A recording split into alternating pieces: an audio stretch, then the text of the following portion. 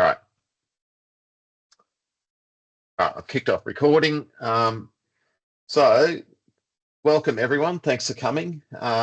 Just by way of introduction, we've got Dean and Coulter from Crash Technology. In various forms, we've partnered with this company for in excess of 20 years. So whilst we all have our specializations, Sympac, being specializing in software for the retail environment, these guys specialize in infrastructure, security, business continuity, this kind of thing. And it's just critical to be up to date. And I know we engage with them, and actually I must complete my latest security training. I failed the test. Which is just not cool. Can I actually, I'll actually admit I failed it twice, which shows I wasn't watching the damn video properly, because I wasn't. I was doing three things at once with it on in the background. But having been on this, and like I will pass, I promise, having been on this stuff for some time, some of these things you do, like the continual training, it really matters. It keeps it top of mind. And I've noticed with staff members who are less technical, it's really important to stay top of mind, keep an eye on security and what's going on just at a staff level.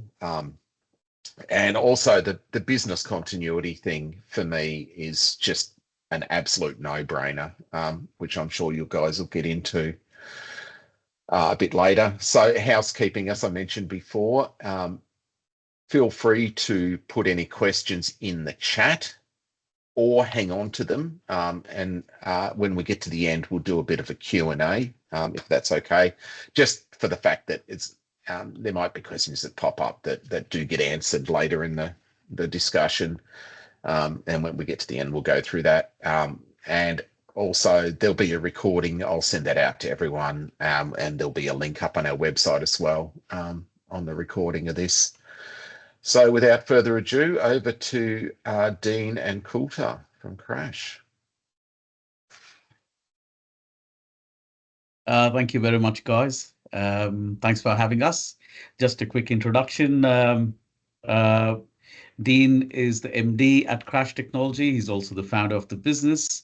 I've joined the business about 3 years ago. I've known Crash Technology through my previous work experience with Datto, being the business continuity vendor, which Crash Technology implements, and the company itself has implemented it across over 40 Sympac server instances. So what we're focusing on is the challenges from a cybersecurity perspective today. So, and all about cybersecurity in 2025. So the key topics for us to discuss today, so that we can explain it from a ground level, is giving you guys an overview of cybersecurity. We want to talk about the emerging cyber threats and challenges, specifically what's happening now in 2025. We do want to touch on regulatory compliance, so you guys can have an understanding and overview of the Notifiable Data Breaches Act and the AES 8 compliance and so on. So you can get a better understanding about that. We want to talk about best practices, so you can take away something from a learning perspective. We do want to talk about a solution which we've implemented across a majority of our customers, and we've also implemented this across the Sympac environment. So the Sympac service provider, the team, Rob's team, we've provided them the security. So we will talk about that. And there's just about if there's incidents, if there's any disasters, some steps to manage those data breaches. We'll talk about that.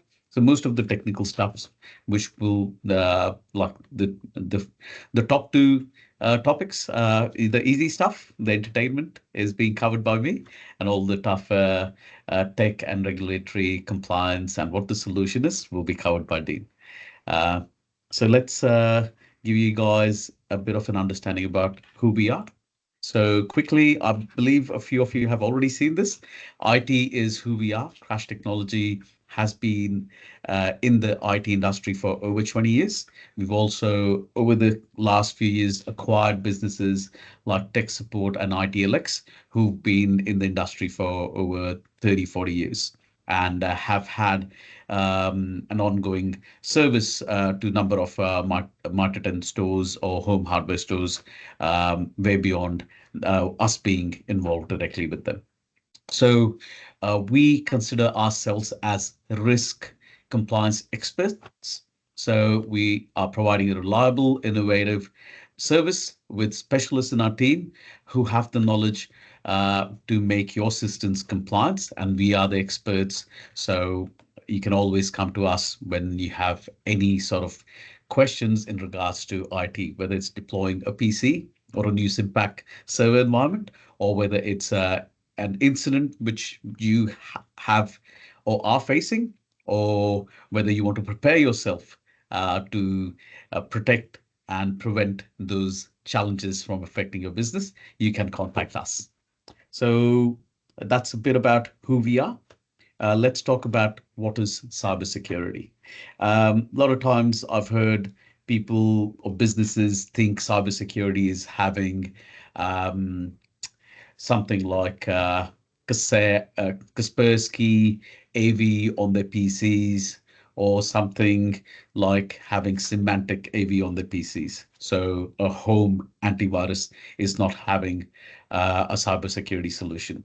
Cybersecurity is defending your digital system from malicious attacks. So it's basically your systems, servers, computers, could be your mobile devices, because everything is happening on the palm of our hands, and we're able to access a number of platforms. Could be accounting platforms, could be banking platforms. So your mobile devices need to be secure as well. And it's any data, whether it's could be digital or has now become the form of a movable data. So it could be on USB. You have to protect that as well. And what we need to also understand is attacks can be internal, external. So let's understand why cybersecurity is important. Cybersecurity is extremely important to small, medium businesses, leave alone the enterprises, Optus and so on, who've been hacked or have had challenges multiple times. But it is very important to small, medium businesses because a breach or a successful hack can have severe financial and reputational consequences on an SMB. Um, uh, Data breach is actually an unintentional, unsecured attack, whereas a data hack can be an intentional attempt. So a data breach could be like having a vulnerability in Windows where the system isn't patched on a PC or a server, where a virus or someone has been able to get through there. Or, for example, it could be a ransomware link which has come through because you don't have the right anti-spam or anti-phishing. Data hack could be where it has been an effort by someone to target your organization, or it could be a phishing email as well, or it could be a socially engineered attempt to get into the business to, for example, there have been some financial scams where people have been looking, or they've accessed emails and they've emulated to be a supplier or to be a provider and then gained funds through that sort of a phishing activity. So that's also a data hack, but can be considered a data breach as well. Consequences, just to give you guys an overview: disruption of operation, loss of business, loss of revenue, damage to reputation.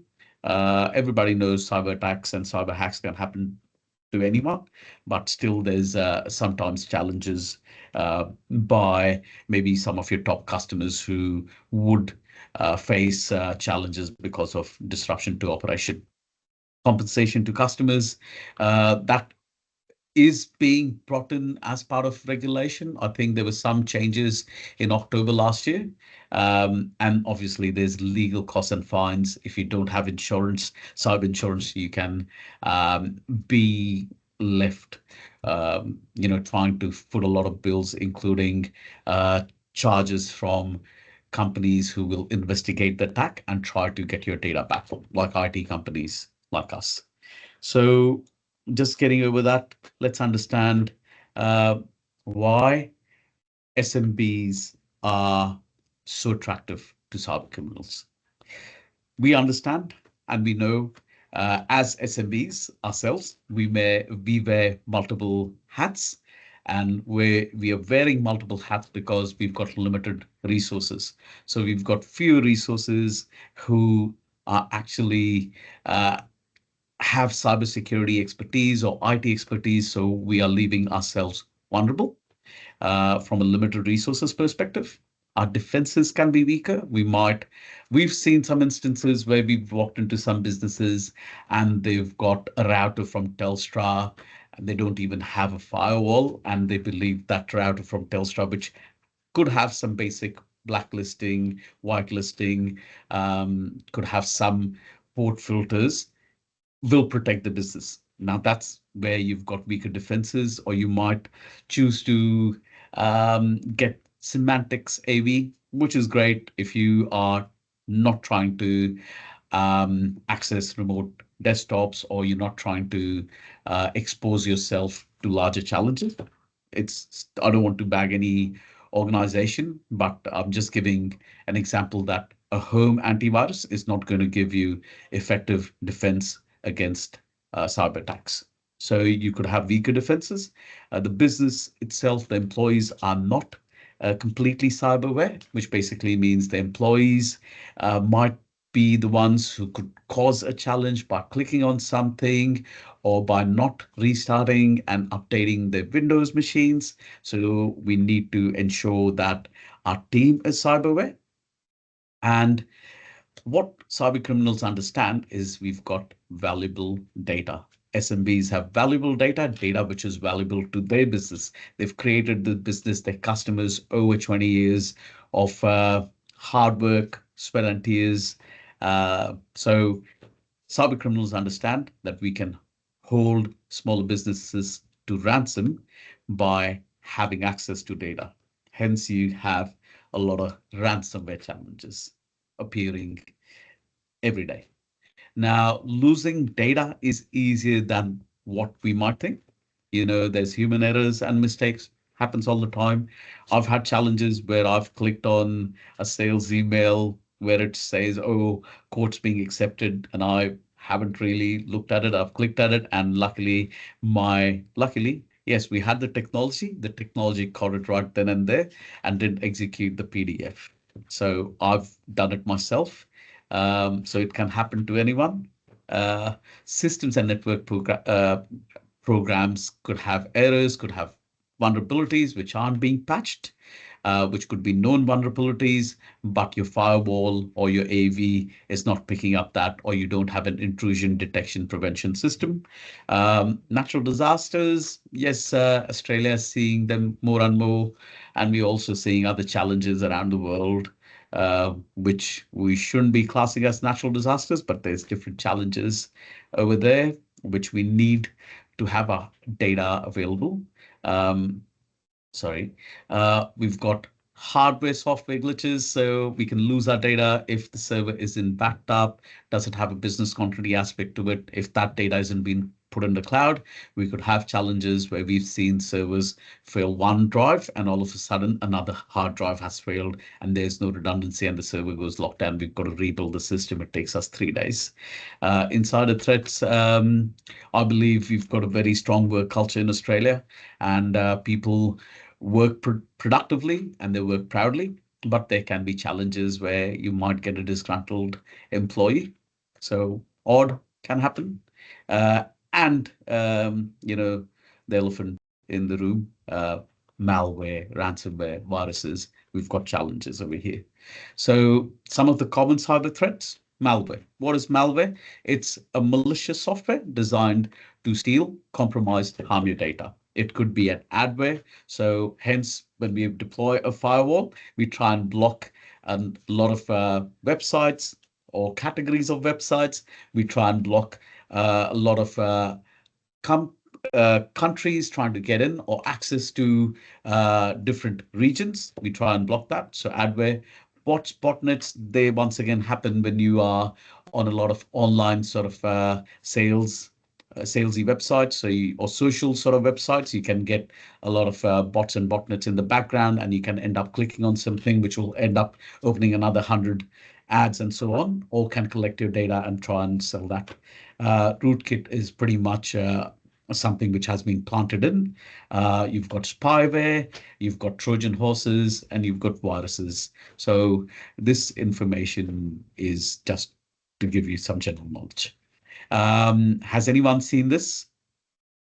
I would take that as a no, because if you have seen this, you've had a really bad day. This is, sorry, I was very quick over there. This is. That's a really bad day, Coulter, if you've seen that. Yep, and I'm unsure, Dean, but in my experience, I've had a few customers previously see that. I used to work for Trend Micro from 2010 to 2012, and we had the first case of ransomware at a dentist or at a medical practice at Gold Coast, and yeah, that was quite shocking for us. So this has been around for a lot of years. This specific is a ransomware message from WannaCry. I believe it is WannaCry, which was affecting the UK's national health services. I think it's back in 2015 or sometime. But yeah, NHS hospitals were impacted. WannaCry was huge, and it was something which was from Windows 95. They were able to, or some old Windows operating system, they were able to exploit that, and they locked down the entire systems. I think Cabrini Health, somewhere in Melbourne, they had a ransomware attack as well, 2018 or something. But Yep. This is what ransomware looks like. It will appear, and if you see this, there's no point in plugging out any network cables. Whatever you do, you've already passed that. If you have business continuity on the servers, great. If you are not keeping local data on servers and backing that up, that's bad. So you need business continuity to avoid having your business held at ransom. Now, we also wanted to talk about ransomware as a service. So what's happening over the last couple of years is we've got something called the dark web, where people can go and find all sorts of information out of and goods to trade, etc. And as part of that, you've got ransomware as a service, where you can go in and you can say, okay, I subscribe and I'll pay you XYZ amount in Bitcoin or any form of cryptocurrency, and they'll say, great, we will run a campaign, and any leads we collect or any people we infect, we'll pay you XYZ amount in Bitcoin, whatever, and we'll keep the XYZ amount. And they basically will do a full campaign where they will go through XYZ emails, and they'll post out your DHL, your Australia Post, for example, those sort of phishing. You click on that. Obviously, it's different for different regions, but you get this as a service now. Yeah, it's lucrative for criminals because it's easy and there's guaranteed returns of investments. Sorry to say that. So what does phishing look like? This is what business email compromise looks like. It is generally an urgent email, or looks like something which is coming from authority or for someone trusted, and there will be information. Oh, I need to reconfirm your number. Can you do this task for me? Oh, there's this specific invoice which needs to pay. Can you please do this for me? Oh, you haven't done this task for me. Can you click on this so we can do it? Oh, there's a quote which is ready to be accepted. Can you accept it? So that's where phishing comes from, and you can then get infected with ransomware. And this happens on your Office 365 environment. And Microsoft has no responsibility that, hey, we're going to stop this. No, but there's different solutions and different products out there which will stop 99.99% of that from hitting you, because they're already aware and someone has flagged it, or there's code behind it, or there's text in there, and there's smart algorithms which picks up ransomware. So there's technologies which stop this, and there's also the human element of cybersecurity training, like what Rob was talking about. So we've got stuff where we will be able to stop this with education and with the right technology. But right now, we've seen a lot of this. So guys, please be aware that the fastest or the fattest finger can sometimes cost us a lot of money. So let's read our emails, make sure you understand where it is coming from, what the domain is, who the person is the grammar right? Are there any mistakes? So you've got to be a bit more vigilant and diligent. Sorry, I'm too quick. So just to wrap this up, so cybersecurity challenges for Aussie SMBs. The real numbers are 73% of cyber attacks are being aimed at small, medium businesses, because that's majority of the businesses that have revenue in Australia. 14% of these businesses are completely unprepared, are prepared. The rest are unprepared. So there's a fraction of the businesses which are prepared. There's a lot of businesses which can actually close down permanently if they're not able to quickly jump back or contain the attack, or they don't have the right backups in place. So we know there's a challenge which is happening. It's a $1 billion industry. People are being infected in every minute. So let's be more cyber aware, and let's understand what we should be doing better. So from a cyber security challenge, we are recommending businesses, and we're also seeing a lot of businesses take up cybersecurity insurance, but it is harder to get. So it is harder to get because what they're asking is very direct questions. And if you don't comply with these, you can either qualify out or your premiums can go up significantly. So the solution which we provide helps lower your premiums, helps protect you, and still keeps you productive, so your business can keep growing. Some questions which they want to know about is, do you have multi-factor authentication, right? Do you have next generation antivirus? Do you have endpoint detection and response? And what's your data backup solution?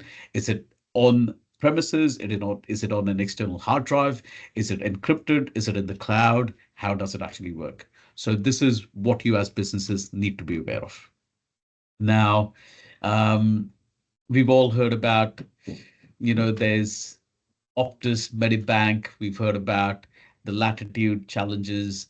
We've heard about our super being affected. So this is happening every day to all sorts of businesses. What we recommend is we all understand that we've got to be cyber aware. We need the right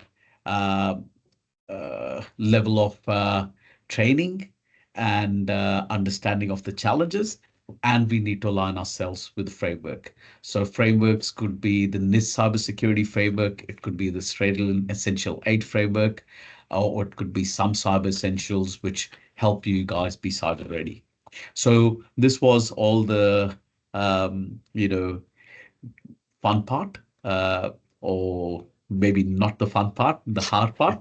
Let's talk about the Privacy Acts and the remaining underlying technologies, and how do we protect yourselves.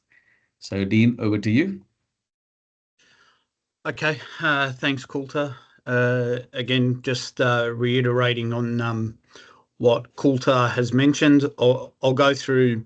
There's a fair amount of regulatory information that we must comply to and adhere to, and I'll run over those. But there are some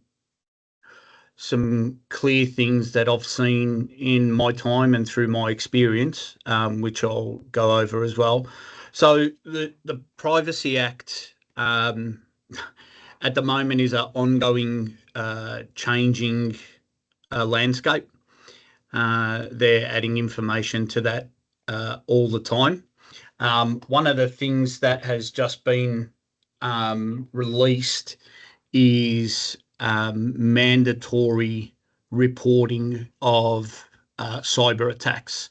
So up until probably about 3 months ago, if you faced a cyber attack, there was no mandatory reporting. You dealt with the situation, and that was it. The government has now introduced the mandatory reporting, which means you have to report it as a business. Now, at the moment, the reason that the government are pushing forward with that is the fact that they are treating these attacks as attacks on Australia, and they want to know where these attacks are coming from. They want to know the real cost, because all the information that they currently have is information from people who have voluntarily reported that information. And there's an estimate, there's probably about 30 or 40% more information that they don't have. So the notifiable data breaches scheme, that gives us a framework as to what we should be doing and how we should be protecting our data.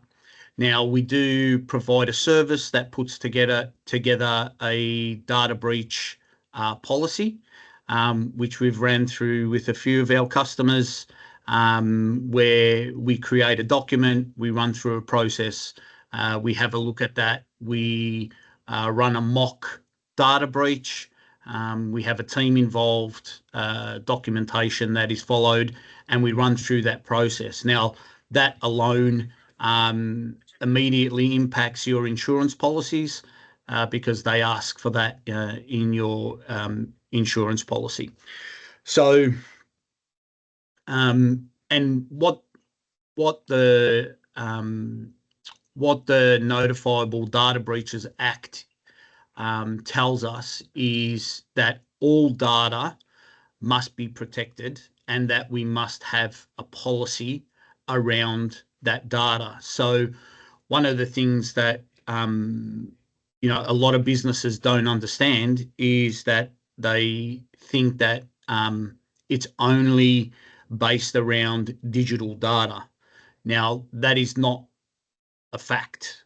Okay, you could have a document on your desk, like I have one sitting here right now. Well, you can't see it.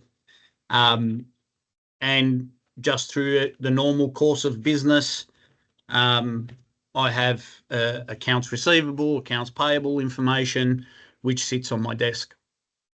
Now, one of the examples that is taught to us is a situation that has happened before, where somebody has come in and picked up this information, thrown it in the bin.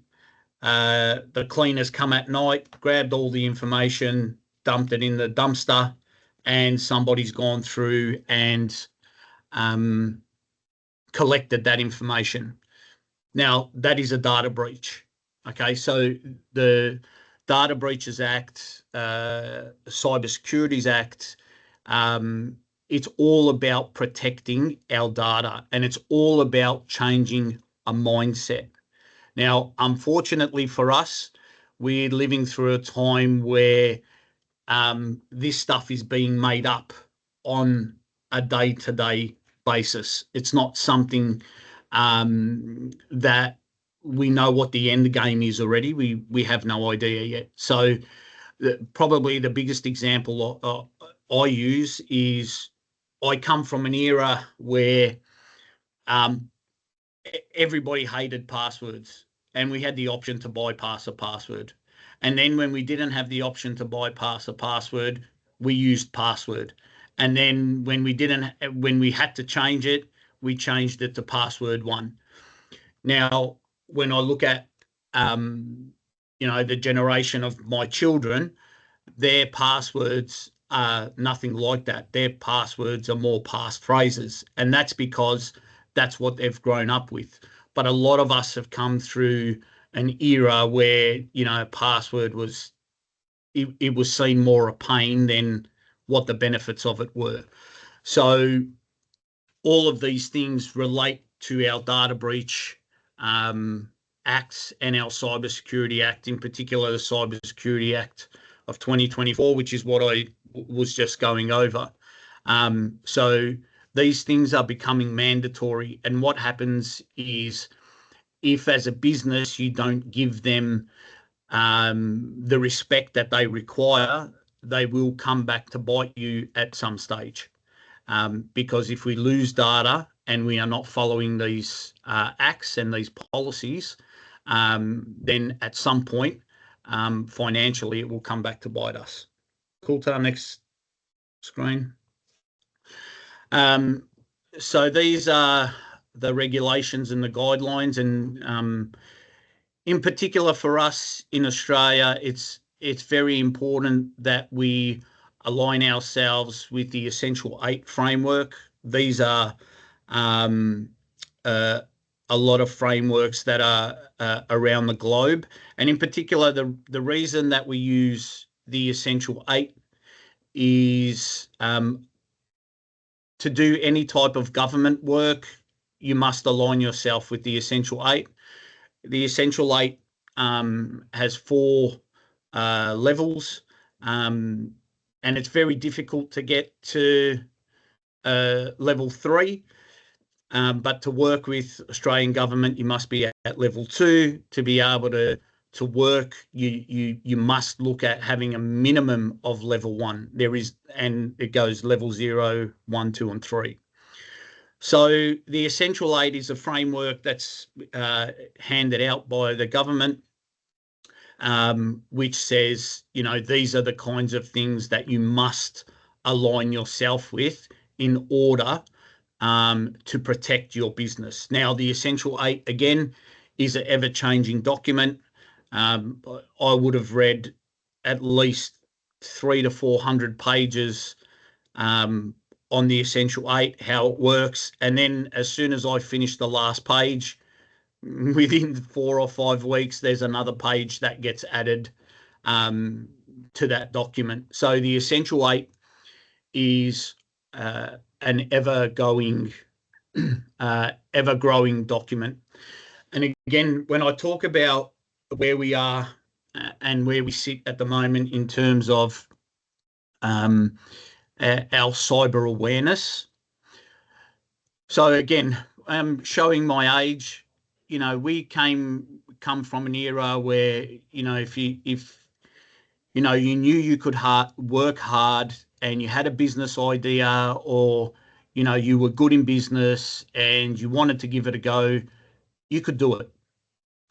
Unfortunately, now no business can start like that anymore, because IT, when you start a business, you need IT. It doesn't matter what you do, phones, internet, otherwise you can't compete in any type of industry.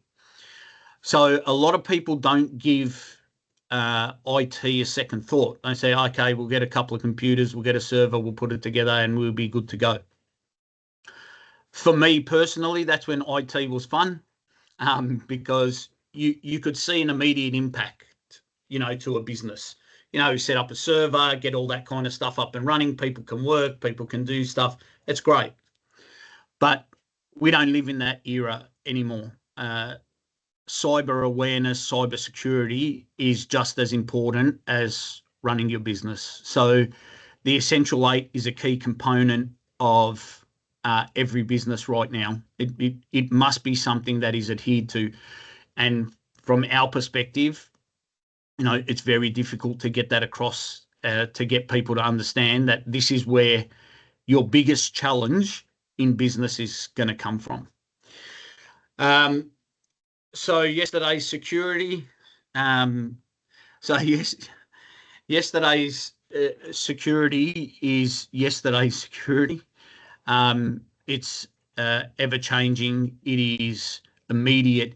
It is something that everybody needs to have in their mind. And probably the biggest growth area is in AI. So as Coulthard touched on before, things like WannaCry, when that came out, they needed massively skilled coders and people who knew what they were doing in terms of IT infrastructure. You know, they knew certain components to exploit, and these were long, drawn-out, targeted attacks, prepared software, similar to what Sympac do. You know, they built a product, they put updates, they do all that kind of stuff. The problem is now you can buy it for $20 a month, and it's an easy product to buy, and it's very, very lucrative. So with that in mind, we have to run with a protection first mindset, not second. So usually it's, you know, my business, my customers, how do I protect my business, which is all part of running a business. But we need to protect our infrastructure because that is going to protect our business. So a lot of people, I find it, I always find it interesting, in particular, with a lot of retail outlets. They will spare no expense on video cameras, you know, top of the range products, can record people's hands, record tills, all of that kind of stuff, no expense spared. Because the expectation is, well, if somebody's going to steal, I can see it. Yet when we talk about implementing, you know, things based around cybersecurity, it's not that important because you can't see it. It's not a visual. It's not a visual thing. So we look to move towards what we call a zero trust architecture, which means we don't trust any piece of IT tech in your business. So we protect every piece, and we are skeptical of every piece. So the new products that we provide actually, and you can't do this, this is not something that an IT manager or, you know, a help desk person can do because we're not quick enough. We need to use AI to combat AI. That's the only way. So, you know, we do a lot of things in particular based around your networks, break them up into smaller pieces, all that kind of thing to try and protect as best we can. So grant the least amount of permissions. So in the old days, you know, when you were looking after a network, the ultimate account was an admin account. You know, everyone in IT wanted to be an IT admin because you were the boss.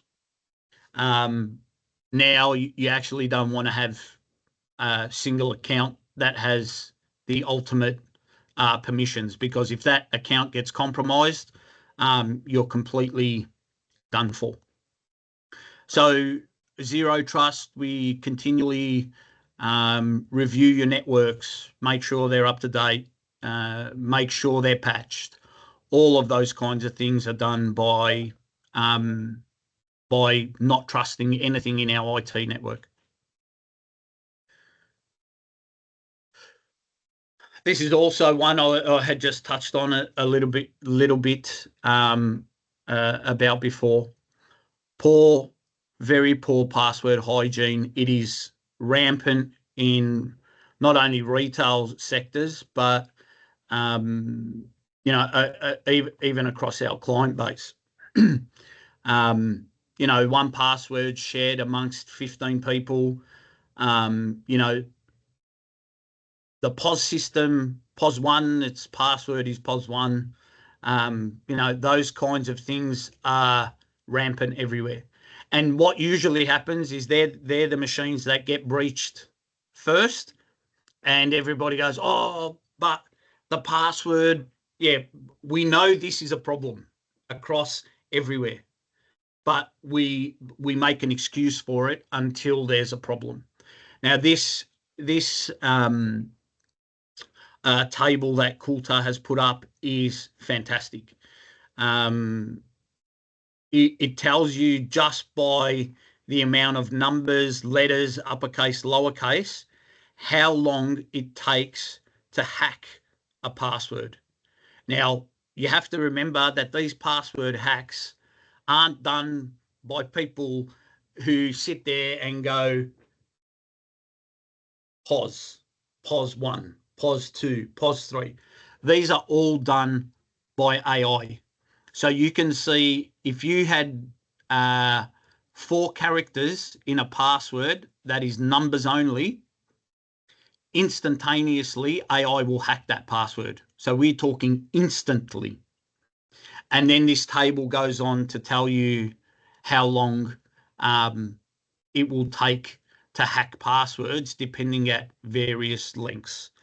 So to give everybody an example how confident I am with my password, I sit at 16 digits with numbers, uppercase, lowercase, letters, and symbols. So I'm pretty sure my password will be irrelevant in 3 quadrillion years. Yep, I'm confident on that. So that's where I sit. Now, Coulter, can you go to the next screen? I just want to go to, yeah, next one. Yeah, okay. So again, passwords are, and this word password, again, is an old term. We should not use the phrase password anymore. It should be passphrase. We should be using phrases. So, you know, things like how many people use their kids' birthdays. Okay. And I used to use it as well back in the day. But now you don't want to do that. You would say, you know, something like my son was born on the 13th of December, 1976. And my wife was there. Something like that. They need to be, because you're more likely to remember the passphrase than you are the password, because it's something that you use in your head. It's something that you make up. It's something that you're going to remember. So that is a key. Like, that is just as with the Essential 8. You know, that is probably the one change you could implement instantaneously that will get you to grow towards an Essential 8. Complete cybersecurity. This is something that, again, is pushed through the Essential 8. Prevent, respond, and recover. If we look at preventing, then we have tools in place that allow us to respond. If we don't look at preventing, we are just starting from the responding. And when we're starting from responding, we've already got a whole heap of challenges. The quick, Coulter, how many slides are there left? Another 8 slides. Okay, so the foundations, again, to prevent, respond, and recover. If we don't prevent, then it's difficult to respond, and there's almost no hope of recovery. We had an incident not so long ago with a customer that not only were they infiltrated, we found out where they were infiltrated from. Somebody was looking at a website that they shouldn't have been looking at.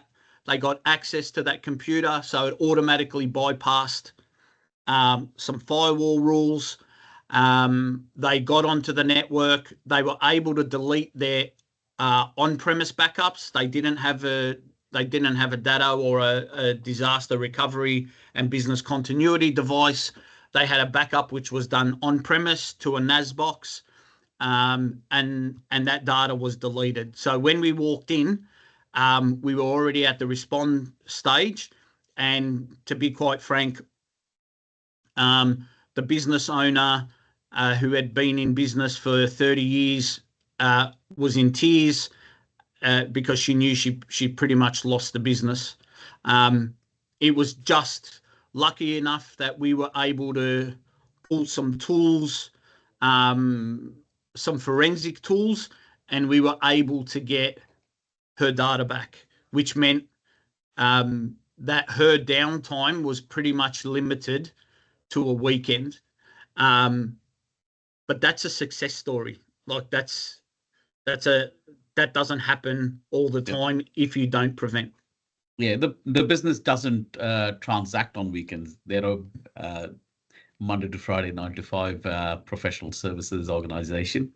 And we were very lucky, but the team, our team, we had 2 engineers or 3 engineers working on this for like 2 days or 3 days straight since Friday. Yep. Oh, it was a public holiday. Yes. So it was more than 2 days actually. No, the Monday was a public holiday. That's right. Next slide, KK.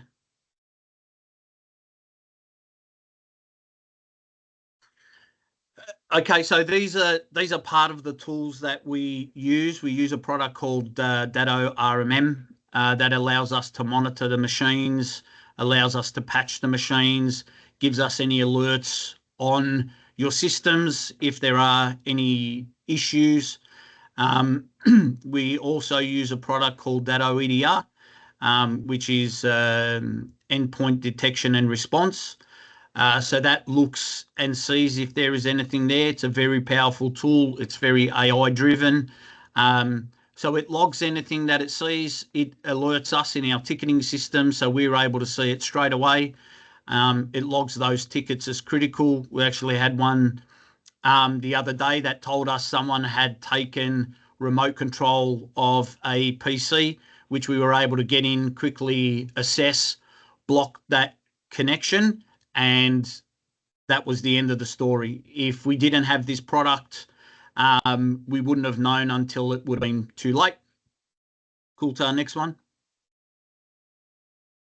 A very good tool that we use now, which is called dark web monitoring. So when there is a data breach, a lot of that information is put forward to the dark web, and that people can buy it. It's just like going to the shop and buying some lollies.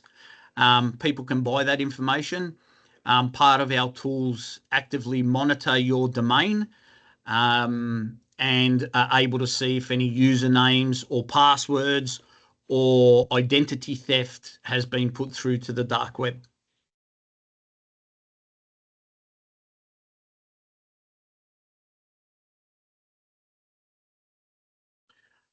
Bullfish, this is the good one. This is the one where Rob's been having trouble with. Bullfish does phishing simulations, so we send monthly emails out to try and phish your staff. But we also do quarterly security awareness training, so you guys can get a report on your staff, see how they're going, see how many times Rob has failed his security awareness training.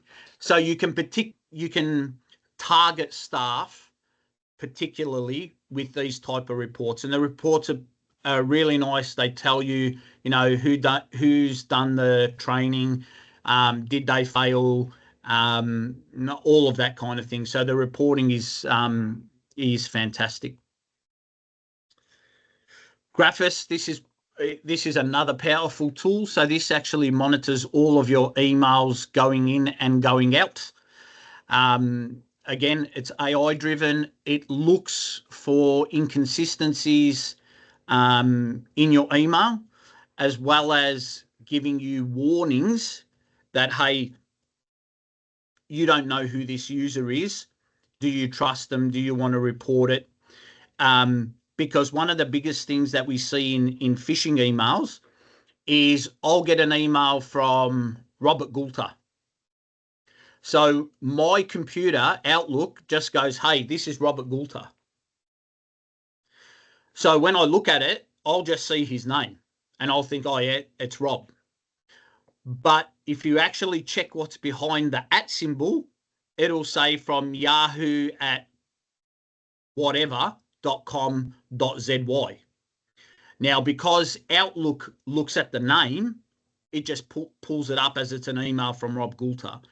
Graphis will look at that and go, well, actually, we're not looking at the front, we're looking at the back, and I don't know who that domain is. So this is a very powerful tool. Again, we've implemented this at Sympac to try and stop that. And it's a banner that gets popped up.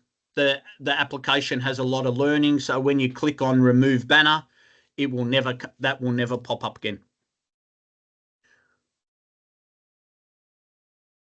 That's working well, by the way. And it would have, our Julie, who's here, nearly got caught by an email that was from our CEO wanting, it was some gift cards in a hurry. Yep. Yep. So and it would have actually, it was before we had this, and she thought the email was from Glenn and went ahead and went out to buy the gift cards and thought to, I think, call him or something, and he's like, no, stop. Yeah, and you know that this kind of product will stop that. So Datto Office 365 backup, as Coulter mentioned before, all of us using Office 365, Microsoft have no responsibility in backing up your data or even looking after it, to be honest. They just have to make sure that the service is available. We've had instances where clients have been hacked and all their Office 365 data was hacked and encrypted. And then they've called us and said, yeah, can you get Microsoft to recover our data? And we go, no, because Microsoft do not back up any of your data. It is not part of their mandate on a standard Office 365 license.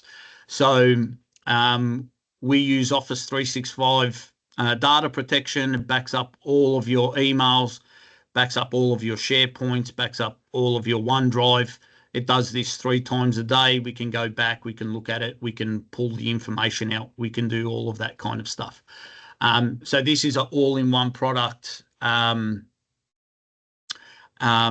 we run across our clients. Incident response and data breach management. This is again what I mentioned before. We have the option to be able to run an Essential 8 assessment across the business and also put together a data breach and incident response management plan. That probably takes about 3 or 4 weeks to get done, but it really gives you a good footing towards the Essential 8 and to meet your obligations with the Privacy Act. Okay, well, that was pretty much what we had to present today. We do want to open the floor for questions, but also if you email itsecurity@crashtechnology.com.au, we'll be able to send you a link with some previous webinars, some training videos. Also, there will be a link to a free cybersecurity course, which is being provided by the WIC government. So just a question in here from Ron. Mm-hmm. What's going to prevent the backup getting the same issues, a virus uploaded from the server, etc.? This is a good one, Ron, because you don't have to worry about this at all because you're running Dattos. So as soon as a Datto is checking for ransomware. So if you don't have a Datto and you've got a normal backup, what happens then? And then let's talk about it. Okay, if you have a normal backup and you're backing up to NASBox, there is absolutely nothing preventing it. Your backup will be encrypted. This is what happened at a hospital here in Melbourne's north. They had a backup running from one site to the other. They didn't think they needed off-site backup because they were set up across site. So they were looking for the disaster. They were looking for the fire. What they did not anticipate was the encryption. The encryption came across. It encrypted across to the second backup, and that backup was completely encrypted as well. They had to stop. They had to stop operations. They had to stop all of that kind of stuff because they had no data. And apparently they paid the ransom because they needed to get their data back. If you have a Datto like you do, Ron, as soon as the Datto picks up that there's information that is being changed, it knows that that is not humanly possible. It knows that it's driven by something else. And your Datto will actually tell us that there is an encryption event happening, and we'll be able to start back from the previous backup. Yep. So we haven't spoken in specific about the Datto business continuity solution, but it's a purpose-built appliance which sits in your environment. So it's like a small server, and it backs up your Sympac environment or your any other Windows Server environment, and it can do those backups at an hourly interval, and it will save them as a full backup. And in case your server dies or there's some sort of a challenge, it will be able to be virtualized on that appliance. So if you have physical failure or for some reason there's some software corruption on any line of business application software, the Datto appliance itself becomes host that backup. It becomes live. You log back in and you're able to work. And the Datto solution also includes cloud backup, which is backing up in Sydney. They were looking at redundancy in Melbourne. I'm not sure if that project has been completed, but they've got the data center in Sydney where the data has been kept, archived for 12 months. So you can go back 12 months and get hold of data if you need to, but also virtualize in the cloud. And we've used this in multiple situations, floods, not specifically fires, but that's what the business continuity is about. So just on a practical sense, just so it's really easy to understand, if you have a Datto in your environment and your server blows up, we can have you back up and running within half an hour. If you don't have a Datto, you're looking at 2 to 3 days. Yeah, provided we can get access to the data. And that's snapshotting in time and holding those snapshots. Correct. Yep.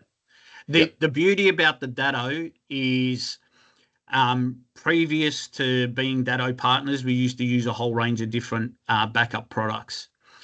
The thing with the Datto is that each snapshot is a full backup.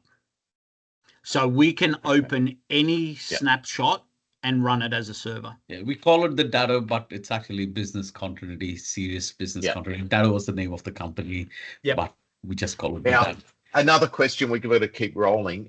We also have Charles. So we've got 2 questions. Yes, we've got questions from Kirsten about password managers.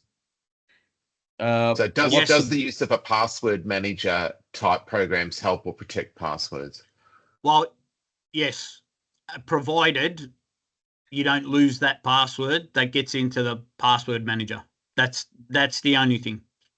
And that one would be key. I have heard of password managers being hacked, but again, they've been hacked because the people using password managers put the password as password and think that that's acceptable, right? And it's not.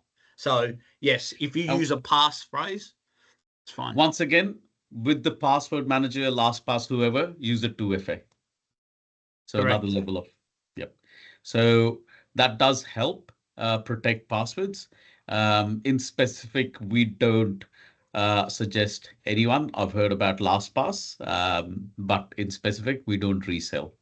But yeah, Kirsten, we can get back to you on that. Charles has a question. Charles has raised his hand. Could you want to unmute yourself and ask us the question, Charles? Yeah, thanks, guys. In regards to the backup stuff that we've been talking about with the Datto box, I'm interested to understand how you're backing up the Sympac servers. We doing it at a file system level, or are you able to do it while the Sympac server's running? I'm able to do it, and we've had this happen. So it backs up at the whole system level. So if your server goes down, we go into the Datto device, we right click, we virtualize that backup, and it becomes a fully available VM. And you restore the virtual hard disk drive or the entire VM that I could just spin up virtually? We spin up the whole lot. So from an IT perspective, you can see how we've had customers lose their whole domain controllers, right click, start them back up, and they're back up and running in 30 minutes. Yeah, we sort of do a similar thing where we take copies of our VHDs nightly. Yep. But I've had issues backing up Sympac while it's operational. It's like it's not volume shadows aware. Or yeah, that's where the Datto. We've done a lot of testing with Sympac. We've ran that on demos where we've smashed computers and we've got Sympac back up and running, the whole server back up and running within a few minutes. I think we did a live and it was about 8 minutes. So the data that you restore, how old is that data? What's the retention? And was it? So with the Datto, we can do hourly backups. Is probably the shortest period of time that we do. And how much bandwidth do you need to support hourly backups?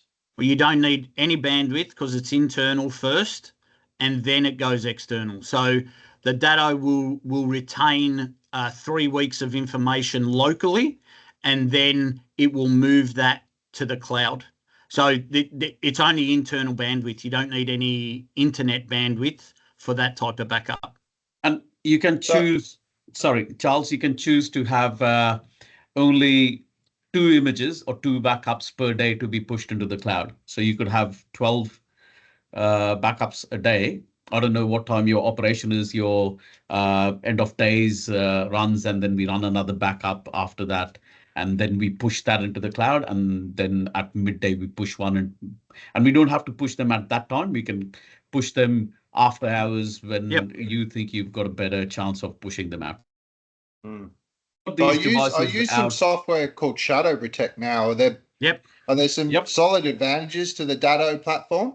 Yep. So earlier, back in 2015, Datto was one of the largest customers for Shadowcraft, was it? Shadowcraft, I can't remember, who used to own VSS, and Shadow Protect was one of the softwares from it. Now I think it's someone else bought it from them a few years ago. They wrote their own VSS drivers, and so Datto has their own VSS drivers. So it is based on volume shadow copy services. So it's taking a full volume shadow, full copy, but we moved away from Shadow Protect a long time back. Just on that, Charles, just to give you a practical. So we have customers who use Shadow Protect. StorageCraft, was it? That's correct. Shadow Protect. So Shadow Protect is great. You can right click, you can get information instantaneously, no problem. With the Datto device, the actual device becomes a server itself.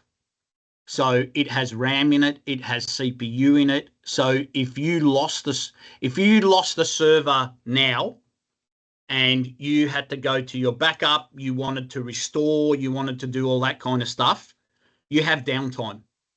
On the Datto, I have 0 downtime.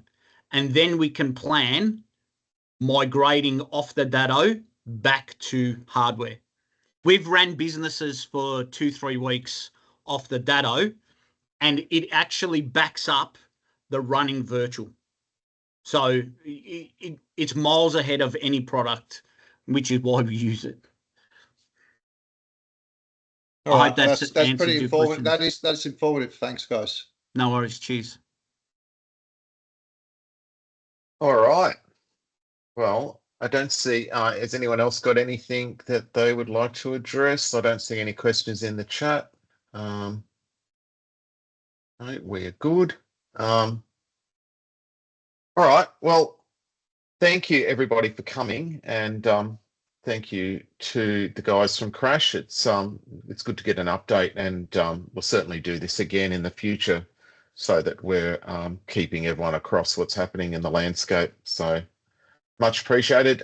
Some offers up there. We'll email those about, and it'll be up on the website as well. So Thanks, everybody. all right.